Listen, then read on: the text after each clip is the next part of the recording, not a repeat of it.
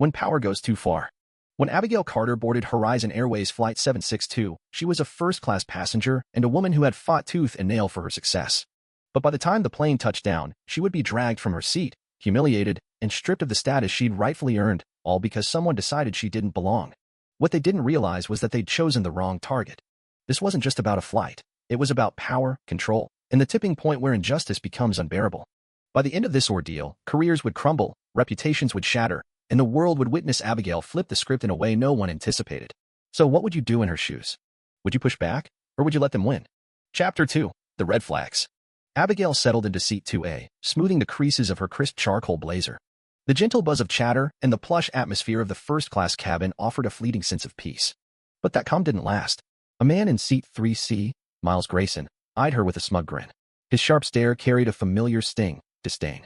Well, Miles drawled, leaning back. Didn't think I'd see you up here. Abigail kept her cool. It's a free country, isn't it? Miles chuckled, shaking his head. Guess the bar's lower than I thought.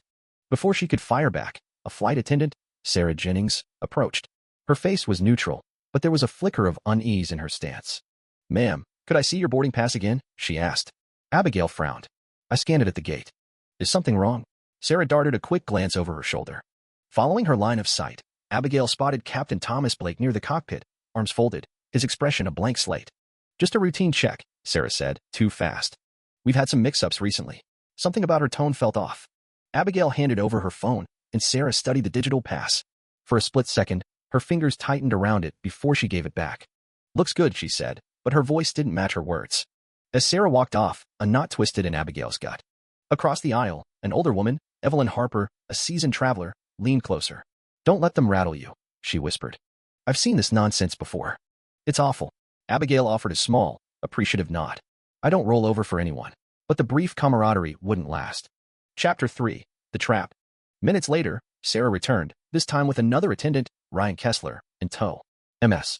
Carter, Sarah started, her tone now stiff. There's an issue with your ticket. Abigail raised an eyebrow. An issue? You just cleared it. Sarah shifted. It seems your seat was double booked. We need you to move to another section while we figure it out. Abigail's jaw clenched. Another section? You mean economy? Miles let out a low, mocking laugh. Looks like your joyride's over. Abigail shot him a glare, but before she could respond, Evelyn Harper rose from her seat. She's not going anywhere, Evelyn said, her voice steady and sharp. This is harassment, pure and simple. Why wasn't she told before takeoff? Why is she the only one singled out? Ryan glanced nervously at Sarah, who straightened up. Mrs. Harper, please stay out of this. We don't want trouble. Abigail took a deep breath. She had two options, cave and let them steamroll her, or stand her ground. And Abigail Carter didn't back down. She reached into her bag, pulled out her phone, and said, I need to make a call. Sarah smirked. No signal up here. Abigail turned her phone, revealing a document, her Horizon Airways shareholder credentials. Sarah's smirk evaporated. Ryan paled. Miles's grin slipped. Care to explain again how my seat's double-booked? Abigail asked, her voice steady but edged with steel. Chapter 4. The Shaming. The intercom crackled to life. Ladies and gentlemen, this is your captain speaking. We're cruising at 35,000 feet, and I'd like to address a security concern. Abigail's breath caught. Captain Blake went on. We've identified a passenger raising onboard safety issues. As a precaution, we're conducting an internal review. A heavy silence blanketed the cabin. Whispers rippled through the air. Abigail's pulse raced. She knew what they were doing, painting her as a threat to turn the others against her. A shadow fell beside her. Sarah was back, now with a uniformed man, Air Marshal Lucas Reed. Ms. Carter, Sarah said, her voice dripping with crocodile tears. We need you to come with us. Abigail's stomach lurched. Come with you? For what? Lucas's tone was flat. A security evaluation. Miles's lips curled into a twisted smirk. Told you that seat wouldn't stick. Abigail's fists balled up. This wasn't about safety, it was a public lynching. When she'd stepped onto that plane, she'd been at the peak of her career, a respected businesswoman, a first-class passenger, a woman who'd earned every inch of her place. But by the time they landed, she'd be forcibly removed, humiliated, and erased from the status she deserved, all because someone decided she didn't fit their mold. They had no idea they'd picked the wrong fight. This wasn't just a flight. It was about power, control, and the breaking point of injustice. By the end, careers would lie in ruins, reputations would fracture, and the world would see Abigail turn the tables in a way no one saw coming. So, what would you do in her place? Would you fight, or would you let them win? Chapter 5. The Stand. Abigail Carter stared at Air Marshal Lucas Reed, her fists still clenched, the weight of every eye in the first-class cabin pressing down on her. She could feel the whispers crawling up her spine, the passenger's judgment thickening the air. Sarah Jennings stood beside Lucas, her faux sympathy now a thin mask over something colder.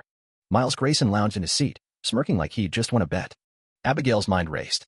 They wanted her to crumble, wanted her to shrink under the spotlight they'd forced her into. But she wasn't built for surrender. Security evaluation? Abigail repeated, her voice cutting through the tension like a blade. Based on what evidence? Lucas didn't flinch, his face a stone wall. That's classified, ma'am. Please come with us. Abigail's eyes narrowed. Classified? You're accusing me of something in front of everyone, and I don't get to know why. Sarah stepped forward, her tone sharper now. Ms. Carter, let's not make this harder than it needs to be. Across the aisle, Evelyn Harper gripped the armrest of her seat, her knuckles white. This is outrageous, she snapped. She's a paying customer, a shareholder, for God's sake. You can't just drag her off without cause. A few heads turned, murmurs rippling through the cabin. Sarah shot Evelyn a warning look. Ma'am, this doesn't concern you. But it did. Abigail saw it in the flicker of doubt on Ryan Kessler's face, the way he shifted uncomfortably behind Sarah. Not everyone was buying this charade. Abigail stood slowly, smoothing her blazer, her movements deliberate. Fine, she said, locking eyes with Lucas. I'll come. But this isn't over. She grabbed her bag and followed them down the aisle, head high despite the stares boring into her. Miles muttered something under his breath, probably another jab, but she didn't give him the satisfaction of a glance. As they passed the galley, Captain Thomas Blake emerged from the cockpit, his expression still unreadable. Everything under control? He asked Lucas, barely acknowledging Abigail. Yes, sir, Lucas replied. Abigail's stomach twisted. The captain was in on it, she was sure now. They led her to a cramped area near the rear of the plane, just shy of the economy section. Lucas gestured to a fold-down seat typically reserved for crew. Sit here, he said. Abigail arched a brow. You're kidding. Sarah crossed her arms. It's temporary. We'll sort this out. Abigail didn't sit. Instead, she pulled out her phone again, scrolling to her contacts. No signal. Huh, she said, echoing Sarah's earlier taunt. Guess I'll just have to wait until we land. I wonder how Horizon's board will feel about this. Sarah's face tightened, but Lucas cut in. Threats won't help you, Ms. Carter. Abigail met his gaze. It's not a threat. It's a promise. For the first time, a crack appeared in his stoic facade, a fleeting twitch at the corner of his mouth. He knew she wasn't bluffing. Chapter 6, The Allies. Back in first class, Evelyn Harper wasn't done. She turned to the passenger beside her, a middle-aged man in a tailored suit who'd been quietly watching the drama unfold. You saw that, didn't you? She said, loud enough for others to hear. They humiliated her for no reason. I've flown Horizon for 20 years, and I've never seen anything this disgraceful. The man, Charles Donovan, a tech exec, judging by his sleek laptop, nodded slowly. It didn't look right, he admitted. Why her? Miles Grayson rolled his eyes from across the aisle. Oh, come on. She probably pulled some stunt to get that seat. You don't just happen to be a shareholder. Evelyn whipped around. And you don't just happen to be a jerk, but here we are. A few passengers stifled laughs. Miles's smirk faltered, and he sank back into his seat, muttering to himself.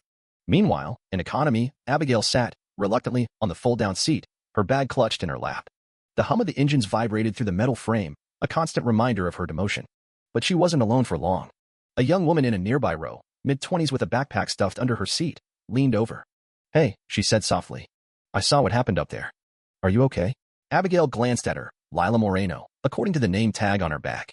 I've been better, Abigail said dryly. Lila hesitated, then added, that was messed up. They can't just do that, can they? They can try, Abigail replied, a spark reigniting in her chest. But they won't get away with it. Lila grinned faintly. Good. I'd hate to see them win. Abigail studied her for a moment. Lila's earnestness was a stark contrast to the polished cynicism of first class. Thanks, she said, meaning it. What's your story? Lila shrugged. Just a grad student heading home. Nothing fancy. You. Abigail smiled thinly. Let's just say I'm someone who doesn't like being pushed around. Their conversation was cut short as Ryan Kessler appeared, his expression sheepish. Ms. Carter, just wanted to check on you. Abigail tilted her head. Did Sarah send you to babysit me? Ryan flushed. No, I don't think this is right. But I can't do much. Abigail leaned forward. You can tell me what's really going on. Ryan glanced over his shoulder, then lowered his voice. It's not my call. The captain got a message before takeoff, something about flagged passengers. I don't know more than that. Abigail's eyes narrowed. Flagged? By who? Ryan shook his head. I swear, that's all I've got. He scurried off before she could press him further. Chapter 7, The Counterattack. The plane began its descent an hour later, the cabin lights dimming as the ground loomed closer. Abigail's mind churned. A flagged passenger. A double-booked seat. A captain too quick to intervene. This wasn't random, it was a hit. Someone had orchestrated this, and she'd better last. Miles Grayson knew more than he was letting on. His smugness wasn't just arrogance. It was the confidence of someone with a hand in the game. As the wheels hit the tarmac, Abigail was already drafting her next move. The second they deplaned, she'd have signal and access to her network. Horizon's board wouldn't ignore a shareholder being treated like a criminal, especially not one with her track record. She'd built her career on precision and leverage, and she'd use both now. The cabin door opened, and Lucas escorted her out first, bypassing the jetway to a side exit where 2 airport security guards waited. "This way," he said curtly. Abigail didn't resist, not yet. She needed to play this smart. As they led her through a sterile hallway, her phone buzzed to life. Signal. She glanced at the screen, dozens of missed calls and texts. Word had already spread. Good. In the terminal, Evelyn Harper caught up to her, breathless. "They're saying you threatened the crew," she said, incredulous. "It's all over the gate area." Abigail's jaw tightened. Of course they are. She spotted Miles Grayson sauntering toward the lounge, his phone pressed to his ear, a grin plastered on his face. She'd deal with him later. First, she dialed her lawyer. "Mark, it's Abigail. I need you to pull every string we've got with Horizon. I was just publicly humiliated on their flight, shareholder or not. They targeted me. Give me a meeting with the board by tomorrow." Mark didn't hesitate. "On it. This is a PR nightmare for them. They'll fold fast." Next, she texted a contact at a major news outlet. "Got a story for you. Horizon Airways framed me as a security threat mid-flight. I've got proof. Call me." Within minutes, her phone lit up with a reply. "Holy shit, Abigail. We're running this tonight." As security escorted her to a holding area, Abigail's resolve hardened. They tried to erase her, to strip her of her dignity and her place. But they'd underestimated her. Careers would end over this, starting with Captain Blake's. Reputations would fracture, Miles Grayson wouldn't smirk for long, and the world would watch as Abigail Carter turned their game upside down. This wasn't just about a seat anymore. It was war.